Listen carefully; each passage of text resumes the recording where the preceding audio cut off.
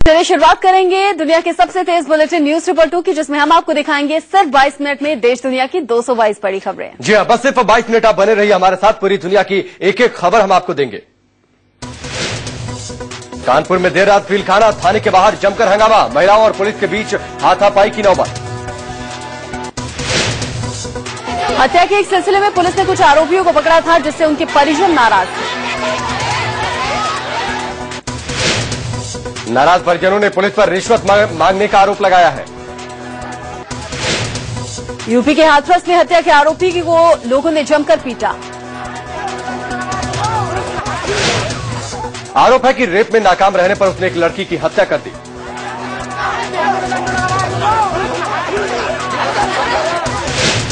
हत्या करने के बाद वो फरार हो रहा था, लेकिन गांव वालों ने उसे पकड़ लिया और पीटने लगे।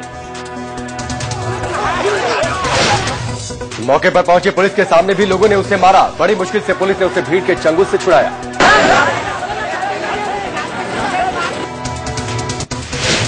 गोरखपुर के कॉलेज में फर्जीवाड़े के खिलाफ भूख हड़ताल पर बैठे छात्र छात्राओं के ऊपर पुलिस का कहर टूटा। भूख हड़ताल खत्म करवाने के लिए पुलिस ने इन्हें जबरन धरना स्थल से उठा दिया। यूपी के फिरोजाबाद में यूपी पुलिस की करतूत उजागर हुई है। यूपी पुलिस ने तीसरी क्लास में पढ़ने वाले 9 साल के एक छात्र पर शांति भंग करने का आरोप लगाते हुए मामला दर्ज किया। पुलिस के आला अधिकारियों को जब इस बात का पता चला तो आनंद फानंद में उन्होंने मुकदमे से बच्चे का नाम हटा दिया। पुलिस प्रशासन ने इस मामले में दोषी पुलिसकर्मियों के खिलाफ कार्रवाई की भी बात कही है। इलाहाबाद की क्राइम ब्रांच और नैनी पुलिस ने 3 शातिरों के पास से 1,61,54,000 रुपए कैश जब्त किया है। एक निजी कंपनी में गबन कर पैसे ठिकाने लगाने की कोशिश की जा रही थी। ये रकम एक कार के जरिए मुंबई ले जाई जा रही थी। नगदी के साथ पकड़े गए लोगों में से कोलकाता की कंपनी में रीजनल मैनेजर और दूसरा कंपनी का मार्केटिंग हेड है। मुंबई की लाइफलाइन कही जाने वाली लोकल ट्रेन में उस समय हंगामा मच गया जब यात्रियों के 2 गुट आपस में उलझ गए। विरार से धानु जाने के लिए एक युवक लोकल में चढ़ा था। धानु स्टेशन आने पर जब वो युवक दरवाजे की ओर बढ़ा तो रास्ते में खड़े कुछ लोगों से उसकी बहस हो गई। मुंबई के एक स्कूल में एक विकलांग बच्चे की टीचर द्वारा बेरहमी से पिटाई का वीडियो सामने आया है। बच्चा चिल्लाता रहा, लेकिन टीचर ने उसकी एक नहीं सुनी। यह मामला मुंबई में माटुंगा के एक स्कूल का है। मध्य प्रदेश के बुरहानपुर में उस वक्त हंगामा खड़ा हो गया जब पुरानी रंजिश के चलते 2 पक्ष आपस में भिड़ गए। दोनों पक्षों में जमकर मारपीट हुई। लोग लाठी डंडे लेकर एक दूसरे पर टूट पड़े। आरोप है कि अवैध शराब का कारोबार करने वाली एक महिला की चाय की दुकान चलाने वाले पिता पुत्र से पुरानी रंजिश थी। किसी बात को लेकर हुए विवाद पर महिला ने अपने साथियों के साथ पिता पुत्र पर हमला बोल दिया। 13 साल बाद आज फूलन देवी हत्याकांड में पटियाला हाउस कोर्ट अपना फैसला सुनाएगा। 25 जुलाई 2001 को दिल्ली का अशोका रोड स्थित सरकारी आवास के सामने फूलन देवी की गोली मारकर हत्या कर दी गई थी। फूलन देवी हत्याकांड का मुख्य आरोपी देहरादून का शेर सिंह राणा ने बाद में खुद को सरेंडर कर दिया था।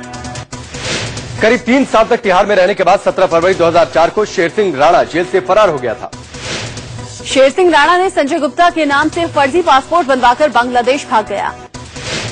लेकिन 2 साल बाद यानी 2006 में दिल्ली पुलिस ने शेर सिंह राणा को कोलकाता से गिरफ्तार किया। पुलिस के मुताबिक शेर सिंह राणा ने अपने साथियों राजवीर और धीरज राणा के साथ हत्या को अंजाम दिया था। पुलिस का दावा है कि शेर सिंह राणा ने बेहमाई कांड का बदला लेने के लिए फूलन देवी की हत्या की थी। फरवरी 1981 में फूलन देवी ने यूपी के बेहमई गांव में ऊंची जाति के 21 लोगों की गोली मारकर हत्या कर दी थी। सांप्रदायिक हिंसा पर आज लोकसभा में चर्चा हो सकती है और चर्चा के दौरान राहुल गांधी आज अपनी बात रख सकते हैं। बुधवार को राहुल गांधी ने सांप्रदायिक हिंसा पर चर्चा की मांग को लेकर 2 बार लोकसभा अध्यक्ष के आसन तक पहुंच गए थे। राहुल गांधी ने कहा था कि संसद में उन्हें बोलने की इजाजत नहीं, केवल एक व्यक्ति की आवाज ही सुनी जा रही। हालांकि लोकसभा अध्यक्ष ने सांप्रदायिक हिंसा पर चर्चा कराने से इनकार कर दिया था। लेकिन सूत्रों के हवाले से खबर है कि संघ और बीजेपी ने सांप्रदायिक हिंसा पर सरकार को लोकसभा में चर्चा कराने की सलाह दी है। संघ और बीजेपी का मानना है कि सांप्रदायिक हिंसा पर चर्चा से यूपी की समाजवादी पार्टी की सरकार का चेहरा उजागर होगा। साथ ही संघ का मानना है कि चर्चा के दौरान सहारनपुर के साथ साथ मेरठ गैंगरेप मामले में हमलावरों का बचाव करने की कांग्रेस की भूमिका को भी जगजाहिर किया जाए। एक आंकड़े के मुताबिक लोकसभा चुनाव से लेकर जुलाई के अंत तक यूपी में सांप्रदायिक हिंसा की लगभग 600 घटनाएं हुई। तो वहीं केंद्रीय गृह मंत्री राजनाथ सिंह राज्यसभा में गृह मंत्रालय की कार्यप्रणाली पर जवाब दे सकते हैं। 15 अगस्त को प्रधानमंत्री के तौर पर नरेंद्र मोदी लाल किले से अपना पहला भाषण देंगे। मोदी का भाषण तैयार करने के लिए खास टीम बनाई गई है। 4 मंत्रियों की इस खास टीम में रविशंकर प्रसाद, स्मृति ईरानी, अनंत कुमार और पीयूष गोयल को शामिल किया गया है। ये स्पेशल टास्क कमेटी सभी मंत्रालयों से कोऑर्डिनेट करेगी और फिर मोदी के भाषण के लिए ब्लू प्रिंट तैयार करेगी। माना जा रहा है कि प्रधानमंत्री मोदी अपने भाषण में लाल किले से कई बड़े ऐलान करेंगे। वो हर क्षेत्र के लोगों को खुश करने की कोशिश करेंगे।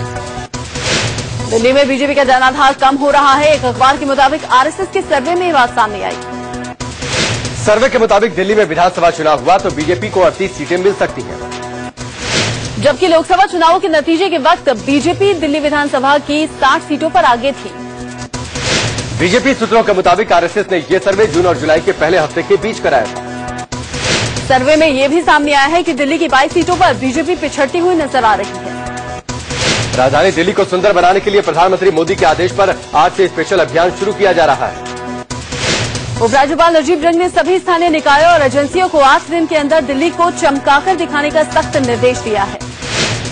राजभवन के मुताबिक जिस भी विभाग या एजेंसी की जरा भी लापरवाही मिली उनके खिलाफ कार्रवाई की जाएगी।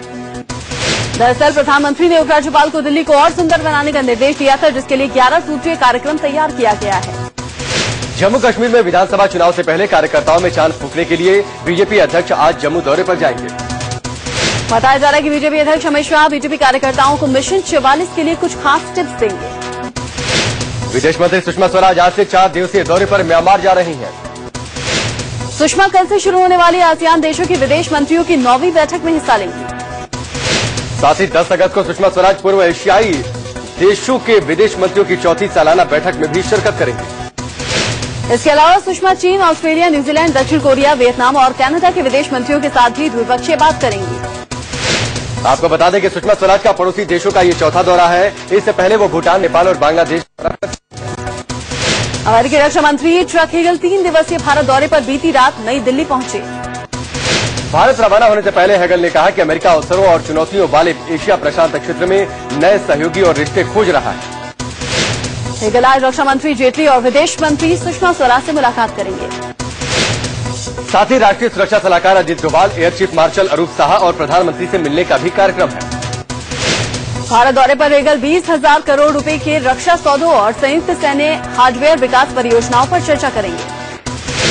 साथ ही 22 अपाचे लड़ाकू हेलीकॉप्टरों, 15 चिनूक हेलीकॉप्टरों, 4 PI पनडुब्बी रोधक युद्धक विमान की खरीद पर भी बात होगी। दिल्ली सरकार आज ई रिक्शा मामले में दिल्ली हाईकोर्ट में गाइडलाइंस पेश कर सकती है। सूत्रों के मुताबिक ई रिक्शा चालकों को राहत देने के लिए मोदी सरकार ने मोटर व्हीकल एक्ट में बदलाव की तैयारी कर रही है। हाईकोर्ट ने दिल्ली सरकार से ई रिक्शा मामले में आज गाइडलाइंस पेश करने के लिए कहा था। आपको बता दें कि दिल्ली हाईकोर्ट ने राजधानी में ई रिक्शा के चलाने पर 14 अगस्त तक रोक लगा रखी है। सांसद और क्रिकेटर सचिन तेंदुलकर और अभिनेत्री रेखा के राज्यसभा से गायब रहने पर उनकी संसद सदस्यता खत्म करने की मांग उठी है। कई सांसदों का कहना है कि अगर सचिन और रेखा सदन में नहीं आते तो उनके सांसद रहने का मतलब क्या। सीपीआई नेता अतुल अंजान ने तो सचिन को राज्यसभा सांसद मनोनीत किए जाने और भारत रत्न दिए जाने पर ही सवाल उठा दिए। समाजवादी पार्टी और आरजेडी ने भी माना है कि सेलिब्रिटी सांसदों को सदन में न आना हो तो सदस्यता छोड़ देनी चाहिए। कांग्रेस नेता राजीव शुक्ला ने कहा कि राष्ट्रपति से मनोनीत राज्यसभा सांसदों को कम से कम 1-2 दफा संसद में आना ही चाहिए। महिलाओं पर होने वाले अपराध पर लोकसभा में बोलने उठी एसपी सांसद डिंपल यादव पर यूपी के हालात को लेकर ही सवाल उठ गए। डिंपल उस वक्त असहज हो गए जब एक बीजेपी सांसद ने उनसे यूपी में महिलाओं के खिलाफ अपराध की दर पर सवाल पूछ लिया। डिंपल कुछ पल के लिए रुक गई, फिर तुरंत संभली और कहा वो चेयर को संबोधित कर रही हैं, उन्हें नहीं। डिंपल का बचाव करने के लिए उनके देवर धर्मेंद्र यादव खड़े हुए तो सभापति ने कहा कि वो बैठ जाएं, डिंपल को वकील नहीं चाहिए। समाजवादी पार्टी अध्यक्ष मुलायम सिंह यादव के छोटे बेटे प्रदीप यादव ने राजनीति में आने से इनकार कर दिया। लखनऊ में पत्रकारों के सवालों का जवाब देते हुए प्रतीक यादव ने कहा कि वो भविष्य में भी राजनीति में कभी कदम नहीं रखेंगे। हालांकि मुलायम सिंह के बेटे प्रतीक यादव की पत्नी अपर्णा यादव ने राजनीति में आने के संकेत दिए। राजनीति में आने के सवाल पर अपर्णा ने न तो हाँ कहा और न ही ना कहा। अपर्णा यादव एक सामाजिक संस्था चलाती हैं। यह संस्था महिलाओं के हितों के लिए काम करती है। यूपी सरकार ने दफ्तर से नदारद रहने पर 2 सीएमओ और एक डीएसओ को सस्पेंड कर दिया है। ये तीनों ऑफिस आवर में सुबह 10 बजे से लेकर दोपहर 12 बजे तक ऑफिस में नहीं थे। निलंबन के साथ सीएम ने ये भी निर्देश दिए हैं कि जन सुनवाई के निर्धारित समय के दौरान अधिकारियों की गैर मौजूदगी बर्दाश्त नहीं की जाएगी। यूपी की अखिलेश सरकार पर मायावती सरकार के 9 दागी मंत्रियों को बचाने का आरोप लग रहा है। लोक आयुक्त ने जांच में इन पूर्व मंत्रियों को आय से अधिक संपत्ति मामले में दोषी ठहराया था।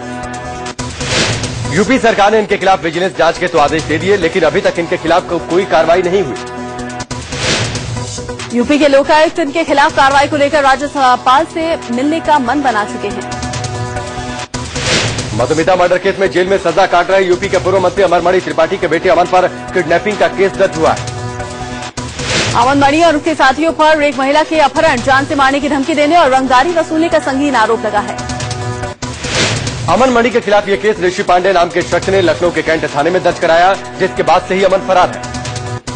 मिर्जापुर की सांसद और अपना दल के अध्यक्ष अनुप्रिया पटेल ने वाराणसी के कमिश्नर पर बदतमीजी करने का आरोप लगाया है। पटेल का आरोप है कि वाराणसी नाव हादसे को लेकर जब उन्होंने कमिश्नर को फोन किया तो कमिश्नर ने अमर्यादित ढंग से बात की। कमला बेनीवाल को मिजोरम के राज्यपाल पद से बर्खास्त करने पर बवाल मचा है। इस फैसले से मोदी सरकार पर सवाल उठ रहे हैं। कांग्रेस ने इसे सुप्रीम कोर्ट के फैसले का उल्लंघन और बदले की कार्रवाई बताया। गृह मंत्री राजनाथ सिंह से जवाब मांगा। सरकार ने विपक्ष के आरोपों को खारिज कर दिया और बेनीवाल के खिलाफ जमीन के घपले में गंभीर आरोप की दलील दी। शिवसेना ने कमला बेनीवाल की बर्खास्तगी का समर्थन किया है। संजय राउत ने कहा, बेनीवाल राज्यपाल कम राजनेता ज्यादा थे। खबर है कि मोदी सरकार जल्द ही कुछ और राज्यपालों की छुट्टी करने जा रही है। ये गवर्नर यूपीए सरकार के नियुक्त किए गए थे। सूत्रों के मुताबिक उत्तराखंड के गवर्नर राजेश कुरैशी पर भी तलवार लटक रही है। दिल्ली में रोहिणी में आम आदमी पार्टी ने ई रिक्शा वालों के समर्थन में अनोखा प्रदर्शन किया। आप विधायक राजेश गर्ग ने ई रिक्शा चालकों के साथ मिलकर लोगों के जूते पॉलिश कर विरोध जताया। राजेश गर्ग ने कहा कि हजारों ई रिक्शा चालक बेरोजगार हो गए हैं, इसलिए पॉलिश से जो पैसे आएंगे वो उन्हें दे देंगे। दिल्ली विधानसभा चुनाव पर फोकस कर रहे अरविंद केजरीवाल ने पार्टी का महिला मोर्चा बनाने का ऐलान किया है। महिला मोर्चा की जिम्मेदारी शालीमार बाग की विधायक वंदना कुमारी को सौंपी गई है। उन्हें दिल्ली यूनिट की अध्यक्ष बनाया गया है। केजरीवाल ने पार्टी की सक्रिय महिला कार्यकर्ता रही संतोष कोहली की पुण्यतिथि के मौके पर महिला संगठन का ऐलान किया। इस संगठन को आपकी महिला शक्ति के नाम से जाना जाएगा। पार्टी महिलाओं की मदद के लिए एक हेल्पलाइन नंबर भी जारी करेगी। सीसेट विवाद पर संसद में हंगामा जारी है। राज्यसभा में कल इस मुद्दे पर एक बार फिर जबरदस्त हंगामा हुआ। संसदीय कार्य मंत्री वेंकैया नायडू ने कहा कि परीक्षाएं करीब हैं, इसीलिए पैटर्न में कोई बदलाव संभव नहीं है। सरकार ने इस मसले पर ऑल पार्टी मीटिंग बुलाने का भी भरोसा दिया, लेकिन विपक्ष मीटिंग जल्द बुलाने की मांग कर रहा है। सरकार का कहना है कि वो 24 अगस्त के बाद सभी दलों के साथ बैठक करेगी, जिसमें सभी से राय मांगी जाएगी और उसके बाद संशोधनों पर विचार होगा। सीसेट हटाने की मांग को लेकर छात्रों का प्रदर्शन जारी है। इलाहाबाद में समाजवादी छात्र सभा के सदस्यों ने मुंडन कराकर इस पर विरोध जताया। हरियाणा में गुरुद्वारों पर कब्जा करने को लेकर जारी टकराव पर सुप्रीम कोर्ट ने सख्त रुख दिखाया है। सुप्रीम कोर्ट ने साफ साफ कहा है कि इस मामले में फिलहाल यथास्थिति बरकरार रखी जाए। अगली सुनवाई 25 अगस्त को होगी। सुप्रीम कोर्ट ने यह भी कहा है कि हरियाणा में एसजीपीसी और एचएसजीपीसी दोनों अपने अपने चढ़ावे का हिसाब किताब अलग रखेंगे। सुप्रीम कोर्ट ने राज्य के डीजीपी को सख्त निर्देश दिया। कहा कि कानून व्यवस्था न बिगड़े, इसका ख्याल रखा जाए। कल कुरुक्षेत्र में पातशाही गुरुद्वारे के सामने जबरदस्त बवाल हुआ था, जिसमें पुलिस और सिखों के बीच में सीधी भिड़ंत हुई थी। हंगामे के दौरान लाठीचार्ज में कई पत्रकार भी घायल हुए थे। मुख्यमंत्री भूपेंद्र सिंह हुड्डा ने इस मामले की जांच के आदेश दिए। नीतीश कुमार को लेकर बिहार के मुख्यमंत्री जीतन राम मांझी के बयान पर सियासत गरमा गई है। आरजेडी और कांग्रेस ने इस पर ऐतराज जताया। बिहार के मुख्यमंत्री जीतन राम मांझी ने कहा था कि अगले साल विधानसभा चुनाव में जेडीयू आरजेडी गठबंधन को बहुमत मिला तो नीतीश ही सीएम होंगे। आरजेडी और कांग्रेस ने साफ साफ कहा कि विधानसभा चुनाव में गठबंधन के नेता के बारे में समय आने पर फैसला लिया जाएगा। मांझी के बयान पर बीजेपी ने चुटकी ली है। शाहनवाज हुसैन ने कहा कि आरजेडी जेडीयू में अभी से ही नेतृत्व को लेकर लड़ाई शुरू हो गई है। बिहार में 10 सीटों पर होने वाले विधानसभा उपचुनाव के लिए फिलहाल जेडीयू और आरजेडी में गठबंधन हुआ है।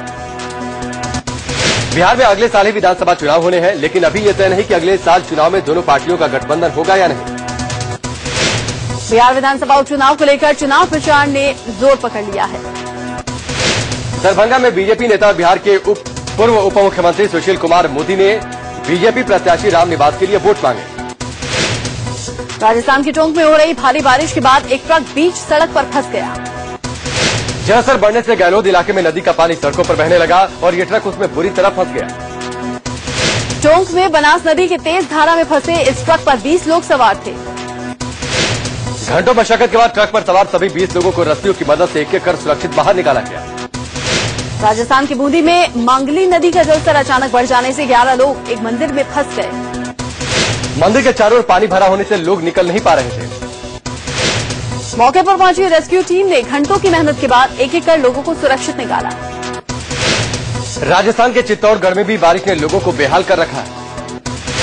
24 घंटे से लगातार हो रही बारिश से नदियां उफान पर हैं। नदियों का पानी तटबंध तोड़कर शहरों में घुस चुका है। सड़क हाईवे सब डूब गए हैं। लोग जिंदगी दांव पर लगाकर सफर कर रहे हैं। छत्तीसगढ़ के कांकेर में बारिश से नदी में आए उफान के चलते दुधवा बांध का जलस्तर बढ़ गया। किसी अनहोनी से बचने के लिए डैम के सभी 10 गेट खोल दिए गए हैं। डैम के गेट खुलने से जिले के 113 गांवों पर बाढ़ का खतरा मंडराने लगा है। छत्तीसगढ़ के जांजगीर में गंगरेल डैम से पानी छोड़े जाने की वजह से महानदी में बाढ़ आ गई है। बढ़ते जलस्तर के चलते चंद्रपुर और शिवरी नारायण इलाके में नदी का पानी लोगों के घरों में घुस चुका है। छत्तीसगढ़ के बिलासपुर में हुई भारी बारिश के बाद आई बाढ़ ने लोगों की मुश्किलें बढ़ा दी हैं। मनियारी सहित कई नदियां उफान पर हैं, जिससे दर्जनों गांवों में बाढ़ का पानी घुस चुका है। मध्य प्रदेश में भी भारी बारिश के बाद हालत जबलपुर में बरगी डैम का जलस्तर बढ़ने से बांध के 15 गेट खोल दिए गए, जिससे नर्मदा नदी में उफान आ गया। उत्तराखंड में हो रही भारी बारिश के बाद उत्तरकाशी में एक बार फिर से आपदा की आशंका बन गई है। भागीरथी और अस्सी गंगा के जलस्तर में लगातार बढ़ोतरी हो रही है, जिससे नदी किनारे बसे लोग दहशत में हैं। गुजरात के राजकोट में सेंट तुलसी होम स्कूल की 4 लड़कियां आजी डैम में बह गईं। चश्मदीदों के मुताबिक चारों लड़कियां फोटोग्राफी के बाद नहाने के लिए डैम में उतरी थी। पानी के बहाव का अंदाजा नहीं होने की वजह से वो तेज धारा में बह गईं। उत्तरकाशी के कामर गांव में बादल फटने के बाद 6 लोग वहां फंस गए। गांव के अंदर फंसे लोगों को रेस्क्यू टीम ने रस्सी के सहारे एक-एक कर बाहर निकाला। हिमाचल प्रदेश के नाहन में बादल फटने से जबरदस्त तबाही मची है। लगातार हो रही बारिश और लैंडस्लाइड के बीच में गाड़ी में सवार 4 लोगों के लापता होने की खबर है। और न्यूज रिपोर्ट में फिलहाल रुक रहे एक छोटे से ब्रेक के लिए, जल्द लौटेंगे।